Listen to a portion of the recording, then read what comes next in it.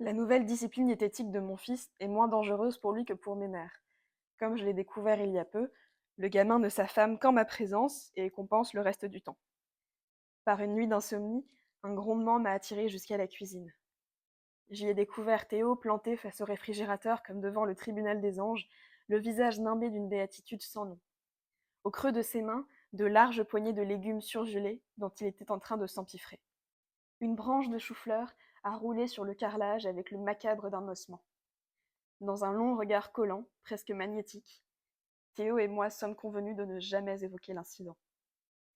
Dès le lendemain matin, le petit a fixé son bol de chocomiam avec toute sa placidité habituelle, avant de se servir un verre de jus d'orange, le laisser intact dans son gobelet, filer dans sa chambre et y rester 2 heures sans broncher.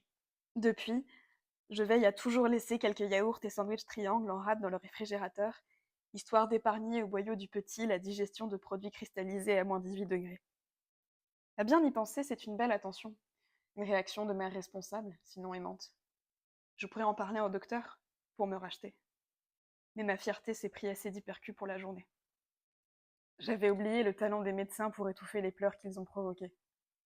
On s'entendait pourtant bien, eux et moi, il y a encore 6 ans, lorsque je suis devenue la moins jeune de leur jeune maman, la miraculeuse, la fabuleuse. C'était sans compter sur la déchéance qui a suivi. En l'espace de quelques mois, j'ai perdu mon statut de femme mariée, mon accès aux émotions de mon fils, et par là même tout leur respect. J'aurais dû le voir venir. Les experts n'ont guère de patience pour celles qui s'acharnent à tout rater.